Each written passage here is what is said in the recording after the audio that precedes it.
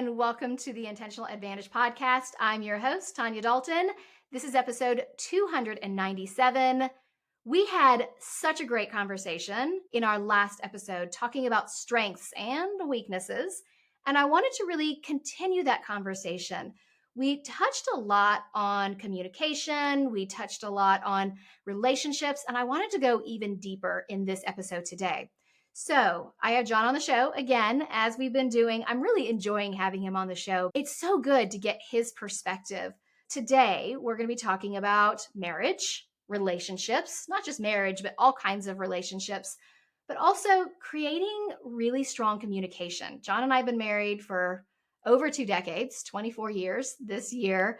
And truly, you'll hear me say this in the episode, communication is the secret sauce of why we are so ridiculously happy in our marriage. It really is. And so we're going to talk about communication. We're going to talk about the division of chores, because that is definitely a point of contention in a lot of relationships. Because in every relationship, we're going to talk about this. There is one person who loads the dishwasher like a Swedish architect, and there is another person in the relationship who loads it like a raccoon on meth. You might be surprised to find out which one I am. Let's dive into that. We're going to talk about that right now. Let's get started with the show. Does your life spark joy? I'm not asking if your life is good or if life feels okay. Does it spark joy? When was the last time you slipped into bed at night and thought, today felt amazing? Because if it's been more than 2 or 3 days, that's too long. I'm Tanya Dalton, a best-selling author, motivational speaker, 7-figure entrepreneur, and oh yeah, wife and mom. So I get it. I understand the stress of daily life. But as a productivity expert, I'm here to help you choose the extraordinary life. This season, we will be exploring how we can create more joy and intention into every single day. And it doesn't have to be so hard. This is the Intentional Advantage. On our last episode, you and I, John, we were talking about strengths and weaknesses, and we didn't have time to get to all the different parts where we talked about communication. And it was funny because just like 2 or 3 days ago, we were sitting downstairs in the living room and we were having this conversation about how I was struggling with some of my work, because I'm 100% a self-starter. I don't need external forces motivating me. I'm very internally motivated. And I've always thought of myself as being a person who just kind of goes off, does their thing, and then moves on. Except I've been realizing, because you've been very busy with some of your consulting work that you're doing, John does some fractional CMO work for different companies, that we have not been meeting and strategizing and communicating. And I realized I don't work well in a silo. And that fits so completely with the conversation we had on the last podcast. And I said to you, you know what? We probably should just be recording this, because it was such a great conversation where we talked about how we work, how different we work, and the way that we communicate and the way that we lean on each other's strengths and weaknesses is part of our secret sauce. Wouldn't you agree? Yeah. And I think understanding what about us is different, and I know we're going to dive into this more, is really what helps us a lot. We also understand where we're the same, right? Because we do have some similarities for sure in terms of some of our personality traits and everything else, but a lot of the core ones are different. And understanding that makes a big difference in how we work together. We get a lot of emails and questions about, how do you guys make this work? How does your marriage work? We've been together a long time. We are madly in love with each other. We have a great time together. We have so much fun. How do you do it? And I think it is recognizing those differences. So I felt like today on the show, I wanted to touch a little bit back on those strengths, because that ties in with everything, how we communicate and even how we work together. Because, I was reading the other day that someone had said, I can't remember who it was. They were talking about the fact that in every marriage, there's a how person and there's a wow person. And the wow person is 100% me. They're the person who has these big, fast ideas, and I'm thinking big, and I come to you and I'm like, okay, like you'll just be sitting there working on something. I'll be like, okay, I have this idea. I can see you bracing yourself. You're like, all right, I got to buckle up, put my seatbelt on. Here she goes. I'm the big wow person because I have all these ideas, like anything is possible. And you are the how person. Like here I am with this Right. gigantic idea, and your question will be, well, how are we going to do that? How is this going to work? How are we going to, right? Like you're the one who keeps me Right. tethered to the earth in a lot of ways, which is very important because I'm floating off into space with these giant ideas, and you have a hold of my ankle and you're like, okay, let's bring in some little bit of reality, right? And you're more of the Right. logistical person. You're the person who's paying attention to like, I mean, this sounds great, but who the hell's going to do these things? And how are we going to do these things?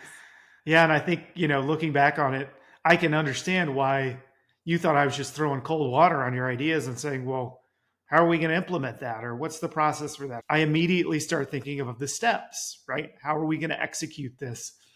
And sometimes, if you don't understand the way my brain works, that comes across as me poo pooing your idea, as opposed to, okay, well, let's talk about how we can make this work. And now that we understand that, it makes those conversations work so much better. And really, it's a great balance, or I guess I should say harmony, not balance, right? In our relationship and how we work together with those ideas. I totally agree because you need the person who's there saying, how are we going to do this? And this is actually part of when we were talking about strengths in our last episode. And when you think about who you want to have at your table, and when I mean at your table, I mean in conversations, you don't want to have all the same people. You want to have different people, different perspective, different ideas, lots of diversity, because the way that we all think really does create a better end product, whether that end product is your kids, right? That's the product you're creating, is your kids, or you're in a business situation and you're creating products and services, or you're managing a team. We want to have lots of different ideas. But the thing is, we have to respect that other people have other ways of operating and working. And that did take us a while because I would feel like you were the splash of cold water. I'd have this like fantastic idea, which probably wasn't even that fantastic, but I thought it was at the time. And you would bring me down to earth and say, okay, how are we going to do this? What about all these other things that we're working on? How are we going to make this work? And now instead of getting frustrated, now I see this is the important part of the whole process. For those of you who are subscribed to my newsletter, which is at tanyadalton.com/connect, I shared just this past week my leadership guide. And in my leadership guide, it very clearly says, not interested in granular details. I like the big picture. I like for you to come to me with these problems that you already have solutions for or ideas of how you want to solve them. I don't do granular. And that's part of what's great is John is very granular. He likes to look at all the little details. I like to say that a good example of how we operate and work at home is I will have this idea for a gallery wall. I'll have this idea for this gallery wall and I'll have it all mapped out. Like I want to do a big picture here, an 8 by 10, then an 11 by 14. And I'll have this whole vision of what I want. And then I better not get the hammer and nails because I won't take the time to measure and make it all hang properly. I'll just start like putting holes into the wall. John is the person who then comes in and he's like, all right, I gotcha. I see the vision. Now I'm going to execute it. And that's how we work together really well. But it did take a lot of communication to get here. I think when doing a lot of that work and understanding how we think and how we work together, we were able to turn that frustration into appreciation. So now, with that example you gave with the gallery wall, I understand that you're better with the vision. So if we have that project on the front end, you do that work and you come up with what we're doing, and then I execute it. I have the patience to sit there with a level to make sure things are lined up perfectly straight, because those kind of details make my brain happy. And now that you understand that, you appreciate it. It doesn't frustrate you anymore. It's now how we work together, and it makes things so much better. And the end product of whatever it is we're working on is much better too. Absolutely. I completely agree. And I think that's the thing. It's not just that we have these differences, it's that we appreciate them. But that is something that has taken a lot of communication and understanding that we need to talk about these things. And we need to talk about the fact that I find it frustrating that you're a splash of cold water. You're like, well, I'm not a splash of cold water, right? And so we have this communication back and forth. It reminds me of how not long after you and I got married, it was within our first year of marriage, we were doing something and I went out with these other women. And one of the women was saying, oh, my husband's coming back from a trip. And I said, oh, well, you should go and meet with him. And she goes, no, I'm not interested. I've been married 10 years. You wait till you've been married 10 years. You wait till you've been married 10 years and we'll see how excited you are to see your husband. And I thought, oh, that's so sad. And I thought, is this just part of being a newlywed that I am excited to see him when he comes home or when he's been gone on a trip? And I think that interaction really got me to think about what I did want when we had been married 10 years. What did I want that to look like? I didn't want to think, I don't care if my husband comes home from a 5-day business trip. I wanted to be excited. And so it is a lot of times making these little compromises and talking a lot about what you're interested, what I'm interested in. So it's this regular communication. And that is truly the secret sauce of our marriage is the communication, because here we are 24 years later. And I'll tell you what, that woman was wrong. When we had been married 10 years, I was still fired up when you came home from a business trip. And now 24 years, I'm still fired up when he comes home. When he's gone for 2 days, I can't wait for him to come home. I cannot wait for you to walk in the door because I'm excited to see you, because we've kept that connection, and I think that's a big part of it. Yeah, it definitely is. And the communication part is key. I feel like a lot of people keep their lives separate and they don't talk about the hunting trip or the girls' night out. And it just creates more distance over time. And that's why 10 years down the road, you find a lot of people like that woman you were talking about who they kind of lost their way. They're on different paths and they didn't stay connected and they don't communicate. And we made a conscious decision that that's not what we were going to do. And there's still plenty of things that I do and that you do that we don't do together, or that I'm not interested in, or that you're not interested in, which is totally fine. But we ask about it. We try to stay connected and understand. Like, you have some friends that I never even met before. I wouldn't recognize them if I bumped into them in the street. But you go out to have tea with your friend Maura, and I ask about it, and you tell me about the conversation. So I feel like I'm at least a part of it somehow. And then you feel like I'm interested in what you're doing, even if it doesn't involve me. So I think a lot of that really helps us stay connected in such a great way. I think that really does make a huge difference for us and how our marriage works. I think that it's really easy to only have the kids in common too, or only talk about things with your kids. So making sure we were always very conscious when we'd go out and we'd have date nights, one of our rules was we couldn't talk about the kids and we couldn't talk about work, because especially with us working together, that could turn into a work meeting, or it could turn into a full conversation about, oh, what do we need to do about this? Or should we ground this kid or whatever? It was like we had to find other things to talk about. And I think that's really been helpful in our marriage.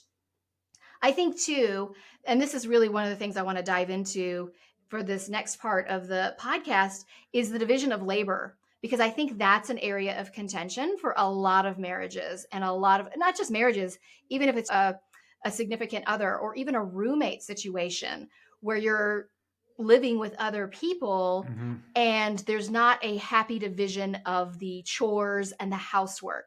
You and I talk about this a lot because I think the way that we divide up our chores and the way that we divide up household things is very, very different than a lot of people. We do not play into a lot of the gender roles at all. And for a long time, I was the main breadwinner and you were the one who was running carpool or, doing the laundry and doing some of those tasks that are traditionally a woman's job, which I hate even saying that, but it's the truth.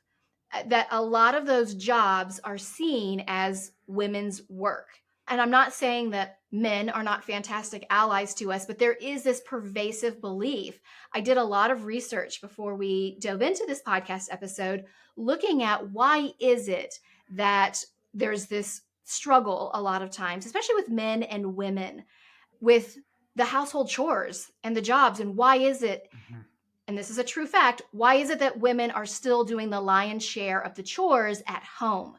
And it was fascinating. I know you and I have talked a lot about it preparing for this episode, but what I found interesting is it's traditionally in heterosexual marriages and relationships that you see this very wide division of taking care of the house is woman's work and The other things are the men's work, going out and working, even though the woman is working, even though she might be even the main breadwinner in a lot of these relationships. Right. I have women I know who are making 3 times what their husbands are making, and yet they're still in charge of all the childcare and laundry and getting dinner on the table and all of those things. So it was really interesting to dive into this research because you don't see that same division between same-sex couples. So in this research that I was looking up, they were saying heterosexual couples, they tend to fall along gender lines. Same-sex relationships, they don't have that division. It seems like more of a 50-50 split. But here's what's interesting. Once they have children, all of a sudden that changes. I thought that was fascinating. Like, it's all of a sudden whoever is taking care of the children, they're then deemed into the household/women's work. It's almost like it's not necessarily a men's role versus a woman's role. It's more the provider versus the caretaker, right? And so I think when we read that article about the same-sex couples and when they have children, I was like, oh, I mean, it makes sense. You fall into those traditional roles. And traditionally, the man was the provider and the woman was the caretaker. And somehow we have trouble breaking free of that. But I thought that was interesting that it happened in the same-sex marriages too, once they introduced kids into the whole thing. And it kind of makes sense, but at the same time, we can do better than that. We can do so much better. I mean, in the research that we found, even as recently as 2010, women were doing twice the household chores than the husbands were. Twice the household chores. That's crazy. And these women are going out and doing amazing things with their own careers, and yet somehow they're expected to do this. And there is this pervasive belief, and this is not just in the United States or Western cultures, it's pervasive around the world, that as women start to go into certain areas of industry, and they're seeing this, for example, in a lot of medical fields in the healthcare industry, when there starts to be more women in a certain industry. So say, for example, obstetrics or like a certain genre, we'll say, of medicine. When women start becoming the majority, or even a larger minority than what they used to be, the pay decreases dramatically as soon as women come on as these experts.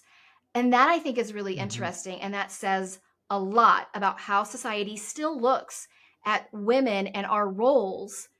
Our time is not seen as important as it is for men. It has much lower value. And I don't understand why that is. But I do think I don't that either. can be the heart of a lot of issues with a marriage.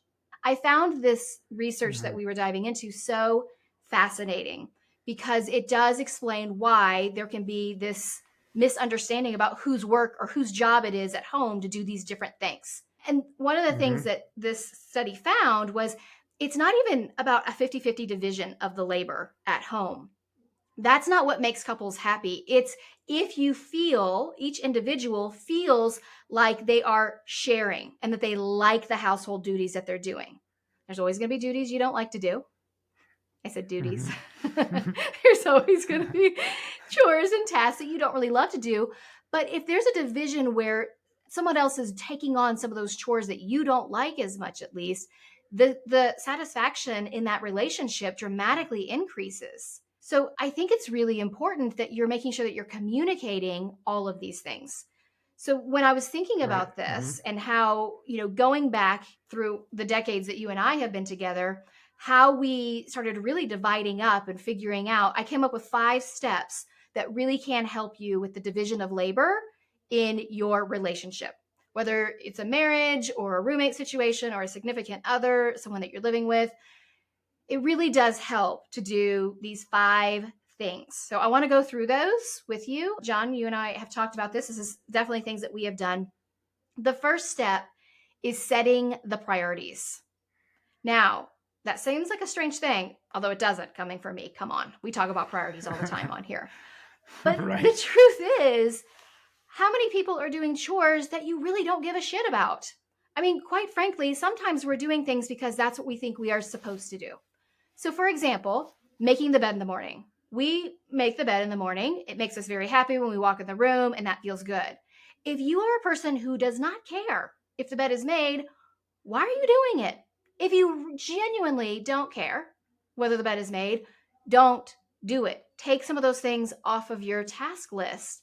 So, really choosing, what do we need to do? What's essential? What are the tasks that we absolutely have to do? There are always tasks that we absolutely have to do that are essential. What are the tasks that are important? And this is a great conversation to have with the person you're living with or with your team. What are the tasks that are really important? What are the ones that we're doing that we can just stop? What are the things that we don't really care about that we're doing just because we're supposed to be doing? So it is first really Yeah. setting those priorities. We need to do these things. These things are important. These things are essential. These things, let's stop doing those. Let's just quit. And that's okay. Yeah. Yeah. And I think it's important to understand too the differences in your priorities versus my priorities, right? And that's the same in any relationship. Like there's things that in the house are important for you that aren't important for me, and vice versa.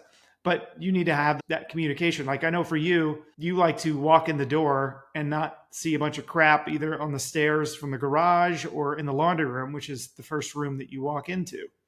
Not that important to me. But because I know it's important to you, I will stop and make sure that, I'm going to pick those towels up off the floor in the laundry room because that's going to drive Tanya crazy, even though it doesn't bother me.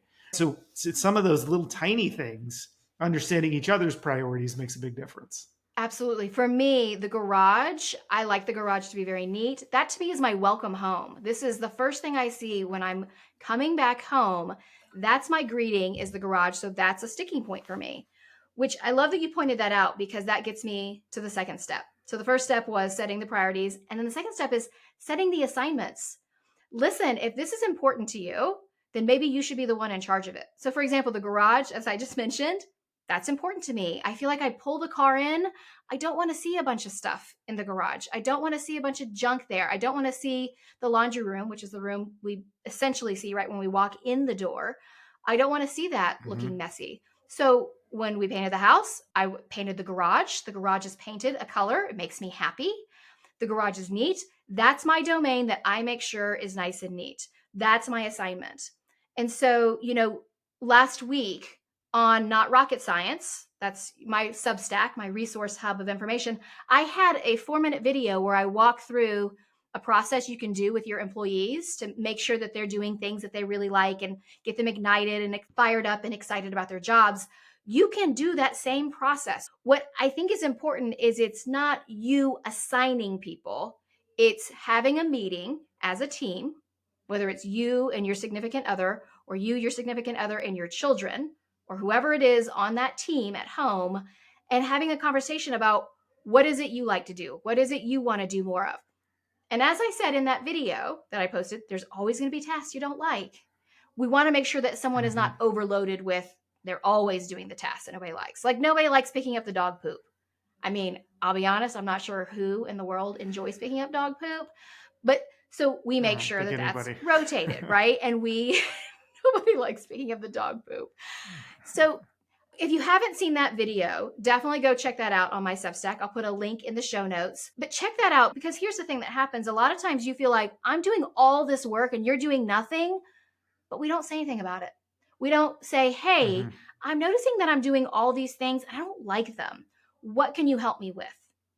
It's like we're afraid to have that difficult conversation with someone to say, I'm not happy with how things are running.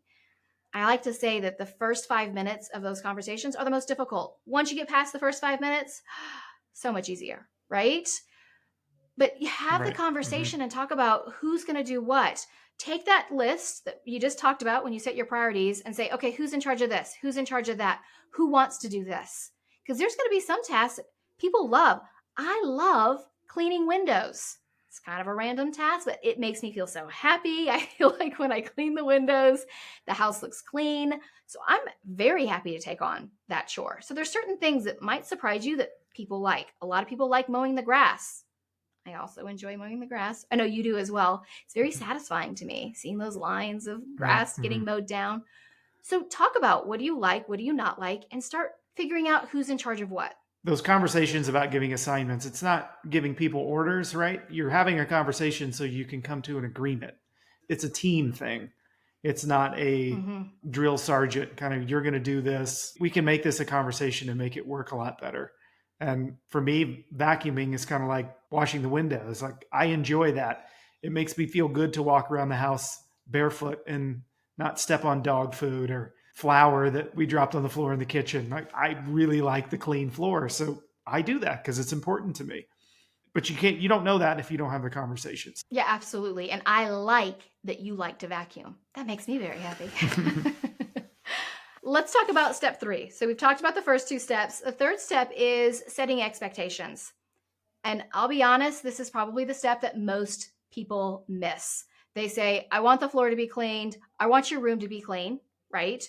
And then there's no parameters, there's no idea of what success looks like. And the truth is, how can we achieve success if we don't know what success looks like? Making sure from the front end, you are setting the expectation of this is what I define as clean. This is what I define as organized. That's really important. Mm-hmm. Back, years ago with the kids, instead of saying clean your room, and then we'd come upstairs and we'd be like, your room's not clean. They'd say, yeah, it is. I came up with a room inspection where it was like, here's a little checklist of what my expectations are. You're not going to have things shoved underneath your dresser, right? The closet floor is cleaned. It was just a short little checklist. So they understood, oh, this is what mom's looking for. Because the word clean means a lot of things to a lot of people. And if you have children, Mm-hmm. their definition of clean is not the same as yours, right? Yeah. So I think that's really important, is making sure that you're setting those expectations. And this is exactly like delegation, quite frankly. And that's one of the big mistakes a lot of people make in delegation is they delegate something, they delegate a task to someone, and they don't take the time to define success. This is what the expectations are. And then we're disappointed and we're irritated, and we end up taking it back because they haven't done it the way that we think it should be done. But if you don't set those expectations on the front end, they don't know what to do. So essentially what we're doing in step 3 is delegating. So we talk a lot about delegation at work. Delegation happens at home. And actually, now that I think about it, I think that the Substack, the email I'm going to send out today, is going to be about delegation. I have a whole delegation blueprint that you can walk through that shows you how you set the expectations, what that meeting looks like. So I will send that out today, and I'll put a link to that. But if you'll go to tanyadalton.com/connect, you'll make sure that you get that email, and you'll make sure that you get that delegation. Even if you don't get it this week, I'll send the link as well in the following week. So make sure you're signed up for my Substack. I'm going to go ahead and send you that delegation blueprint, just because I think it really does change the game. We all have different expectations. I've seen this meme out there that says, in every marriage, there's a person who loads the dishwasher like a Swedish architect, and there's a person who loads the dishwasher like a raccoon on meth. And I think that's true. I think that's true. And you know what? I know who that person is in my marriage. That person in my marriage who loads the dishwasher like a raccoon on meth is me. I don't have the patience for loading the dishwasher in the way that John wants it. So now we know I take the dishes after they're clean. If I'm cleaning up the dishes, I stack them right where the dishwasher is, and he loads them. Or he's trained the kids how to load them. Quite frankly, I have purposely not trained myself how to load it because I can excuse myself from that task. But I am the raccoon on meth loading the dishwasher. John is the Swedish architect. In other areas of our world, the junk drawer, I'm the Swedish architect. You are the raccoon on meth. That's right. That's why too, when we're having that conversation about the assignments, it's really important to understand who is going to be better at this job. And then this third step, which is setting the expectations, right? Because what happens is John has a very specific way he wants the dishwasher loaded. All right, whatever. I don't care as long as the dishes get clean. But what happens is if you have something very specific that you want to do, then you end up, I'm just unloading the whole dishwasher and I'm reloading it myself. So what happens is eventually that person's like, all right, I'm not going to do it. Right? And then we get frustrated because we're like, they never do this job. Well, if you have a very specific way of doing it, you have to set that expectation and let them know. So John has told me how he likes the dishwasher to be loaded, and we have an agreement. I will clean the dishes. I'll stack them right above it, and he loads it. And that works. That may not work for you, but that works for us. Those are the expectations. It's all about the conversation. And if you're thinking about this from a work standpoint, it's training. right? So for example, if you want your son to mow the yard and you say, you need to mow the yard, well, you don't know what that means to him, right? But if that means to you that you mow the yard, you edge with the weed eater, and then you use the blower to clean off the patio, the driveway, and the back deck, well, you need to tell them that's what you mean by mow the yard. And if you don't, you can't get frustrated if they do it wrong because you never taught them how to do it to what your expectation levels are. So if they're not doing it the way you want, that's your fault because you haven't told them what those expectations are. So don't get frustrated with them if they're not meeting your expectations if you never told them what your expectations were. That's a huge part John, of it, preach. is setting Look at those you. expectations. It's so important to understand the assignment and the expectation. We do that at work. We do that at home. I like to say that your home is a business. It's a nonprofit. The product you're creating are well-adjusted children or morals and values for you and your family. All of that is important, whether you have kids or not. Your home is run a lot of times in very similar ways to what you're doing at the office. This is just delegation. And again, I will talk about delegation on the Substack on Not Rocket Science because I think it is so important that we understand how to do this. All right, let's move to step number 4 because step number 4 is meet regularly. So it is having this communication. You know, as I mentioned earlier with the dog poop example, I like that I've said dog poop now multiple times on the podcast. But nobody wants that job on a regular basis. Nobody wants that job.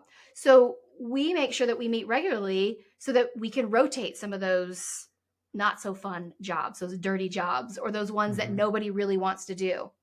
So we do a family meeting. We always call it a team planning. And I actually have a YouTube video. So I'll include that as well when I'm sending out emails and all those things. We have a video where we walk through how we do our team planning on Sundays. And that's part of that meeting. Hey, what's going on? All right, Jack, you've been in charge of, this chore that nobody wants to do for 3 weeks. All right, it's Kay's turn to take the chore for the next 3 weeks or for the next month or however you want to rotate it. That allows everyone to feel like, okay, at least I'm only doing it for a short amount of time, right? And that's very similar actually to how you and I split up feeding babies when we had infants, right? We would do at night, we would bottle feed at night.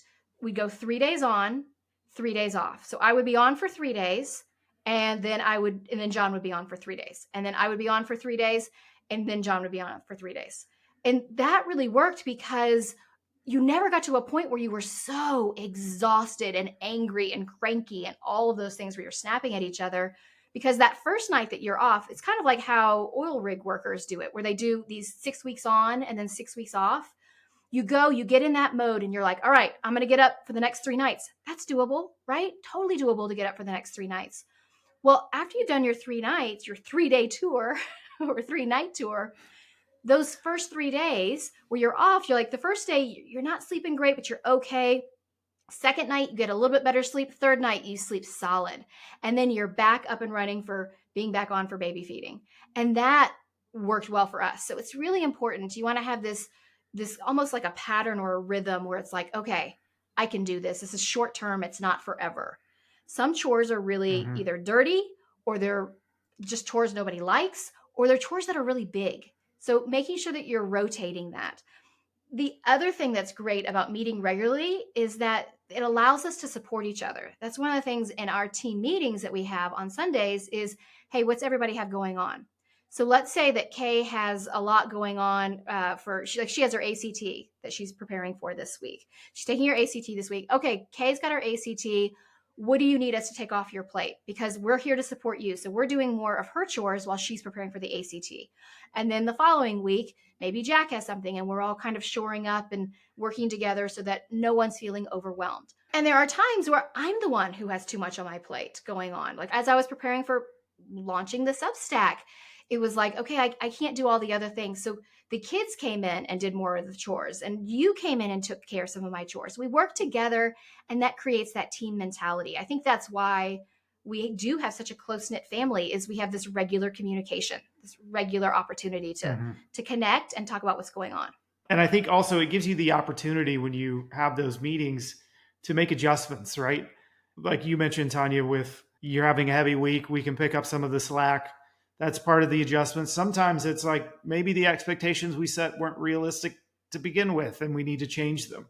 With the yard, maybe we can't edge it anymore because the weed eater's broken. So we need to adjust those. But it allows you with those regular conversations to make sure that we can make those adjustments. Everybody's concerns or whatever are being heard and everyone feels supported and like they're a part of the team. So it's extremely important to make sure that you're meeting regularly.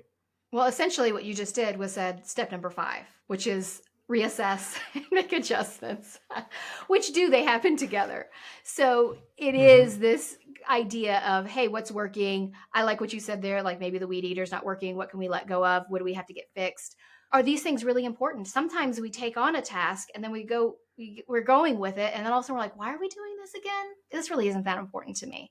So having the opportunity to reassess. And it also gives you a chance to check in with each other, because what we don't want is anyone keeping a scorecard. Hey, I'm doing all these things and you're doing nothing. Or I feel like I'm doing all this work and you're just sitting there. But we can let go of that feeling like we need to blame, letting go of the blame game and letting go of the scorecard when we're stopping and regularly reassessing. I actually have that on the calendar where it's like, let's reassess our chores like twice a year. We just do a quick check-in. How are we feeling about this? What do we need to do? You and I are gearing up to do our summer task list. We were just talking about that this morning. Like, what do we want to accomplish this summer while the weather is nice? What are the outdoor things we want to tackle? And what are the projects we're going to enjoy? So those are the 5 steps. So just to review them with you again, it's first of all, setting your priorities. What are the things that are important? What do you need to let go of? What's essential? Setting the assignment. Who wants these different jobs? What do you like? What do you not like? Use that activity that I shared, on the Substack, on Not Rocket Science. Use that activity to write out the chores and pop them in those 4 different categories. Then we have our 3rd step, setting expectations, making sure everyone knows what success looks like. 4th step, meeting regularly. And 5th step, reassess and make adjustments as needed. When we do that, you see how the communication is just built in? It's baked into the entire process because you're continually talking about it. And talking about it, that's the first step of anything. Building bridges happens when we're talking and we're going a little bit deeper. Instead of being angry, it's taking a step back, taking a deep breath and saying, okay, what do we want to do? And it is also, let's be honest, letting go of other people's expectations. The schools, teachers, a lot of people expect mom to be in charge of everything, right? A lot of times, even though John would drop off the kids at school, they would still email me asking me questions. And I would very gently say, well, John can talk to you about that when he's picking up this afternoon, right? That John's in charge of this. There's that whole mentality. And I'm really happy because I see it changing on TV, but of the dumb dad who doesn't do anything, that drives me crazy. Because when we treat dads that way, of course, they're just like playing into the persona, like, I guess I'm not supposed to do these things. So if we really want to change the way that we work, the way that we live, the way that we interact, and we get along in our marriages and our relationships, we have to have those conversations. If I would encourage anything, I would say don't look at TV and social media and those kinds of things to figure out, what should our roles in our relationship be. Just talk to each other. Figure out what works for you. That's what's most important. And, if you see resentment coming in, to yourself, or if your partner has a scorecard, like when we were talking about step number 4, that's a huge red flag. If someone is keeping score or somebody's harboring some resentment, have more conversations. It's never too late to try to fix whatever is happening. It really is shifting a lot of those perceptions and choosing to do the things that feel good. And that's why that first step is really setting your priorities and having the conversations. It is sometimes hard, especially if you are feeling some resentment, to take a deep breath, set aside your anger, and then go and say, okay, we're going to stop and we're going to take a look at all of this. We're going to lay it all out. So I really want to encourage you, if you are feeling frustrated or irritated, this is a great place to start. So I want to encourage you to make sure that you look at that delegation blueprint that I'll be sharing. You can go to tanyadalton.com/connect to check out my Not Rocket Science resource hub. It's filled with lots of extras from the podcast to help you dive even deeper. And this week, we'll have that delegation blueprint that'll help you not just at work, but also at home. And to be honest with you, one of the things you could do right now is you could send this podcast episode to that person who you're maybe feeling a little bit of frustration with. Or if you know someone who is struggling with this, take a screenshot of the podcast, send them a text message and say, hey, you got to listen to this episode. All right, as we wrap up today's show, what I want you to remember is relationships really are the key to happiness. And if you're having frustration in your relationship because there's not a lot of communication, or you're feeling a lot of resentment because maybe the job sharing doesn't feel like it's even and equal, I want to encourage you to start having the conversations. Yes, the first 5 minutes are the most difficult part, but I can promise you it's absolutely worth it. And truly, that's how you get the intentional advantage. Ready to take action on what we talked about on today's episode? The easiest way to get started is my 5-minute miracle mini course. It's normally $97, but you get it for free when you join my free Substack. It'll boost your productivity and it will double your happiness. Plus, you'll get access to all kinds of extras from the podcast. Just go to tanyadalton.com/connect. And don't forget to follow The Intentional Advantage on your podcast player so you never miss an episode.